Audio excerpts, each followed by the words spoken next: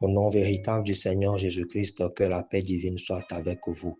Aujourd'hui, dans notre rubrique As-tu compris, nous allons voir quand pardonner son prochain, le bon moment qu'il faut pardonner son prochain. Luc 17, versets 3 et 4 nous disent « Prenez garde à vous-même. Si ton frère a péché, reprends-le, et s'il se répand, pardonne-lui.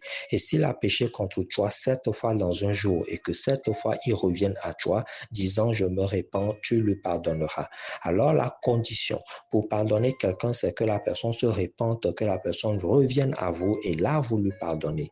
Le premier verset, le verset 3 nous dit que si la personne ne vient pas vers vous, vous-même allez et reprenez la personne. Cela veut dire que vous direz à la personne que tu m'as fait telle chose, cela ne me plaît pas. Et quand la personne se répand, vous lui pardonnerez. Maintenant, si la personne vous fait des choses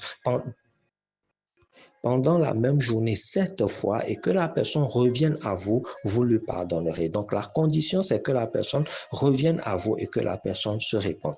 Mais est-ce que parce que la personne n'est pas revenue à vous ou bien vous êtes parti reprendre la personne n'a pas accepté, c'est pour cela que vous n'allez pas lui pardonner? Non, c'est à vous que vous créez un problème en ce cas-là. Marc 11, verset 25 dit, « Et lorsque vous êtes debout, faisant votre prière, si vous avez quelque chose contre quelqu'un, pardonnez-lui, afin que votre Père qui est dans les cieux vous pardonne aussi vos offenses. » Dans nos débuts de prière, nous disons toujours à Dieu de nous pardonner nos péchés. Alors, si quelqu'un nous a fait quelque chose et que la personne même n'a pas reconnu avoir fait cette faute-là, est-ce que c'est à cause de ça que nous n'allons pas lui pardonner? Non, parce que si nous ne lui pardonnons pas, nous sommes bloqués. La personne, même si nous l'avons dans notre cœur, cela n'importe pas, puisque en réalité, ça n'agit pas sur elle, mais ça agit premièrement sur nous. Et ce n'est pas parce que nous gardons cette personne-là que la personne va avoir des problèmes ou pas. Sachez une chose qui est importante en 2 Thessaloniciens 1, verset 6, il est écrit, « Car il est de la justice de Dieu de rendre l'affliction à ceux qui vous affligent. »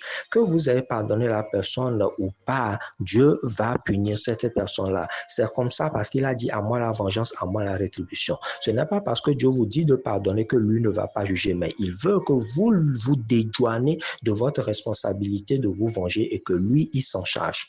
Nous vous recommandons notre vidéo « L'importance du pardon dans la vie du chrétien » où nous avons expliqué tout cela en long et à large. Comprenez une chose, quand est-ce qu'il faut pardonner? C'est aujourd'hui, c'est maintenant. Pourquoi? Pour votre utilité. Et sachez-le très bien, Dieu va s'occuper de juger l'autre, que vous l'ayez pardonné ou pas. Alors, pour votre propre bien, pour que vos prières soient exaucées, pardonnez et c'est maintenant qu'il faut le faire.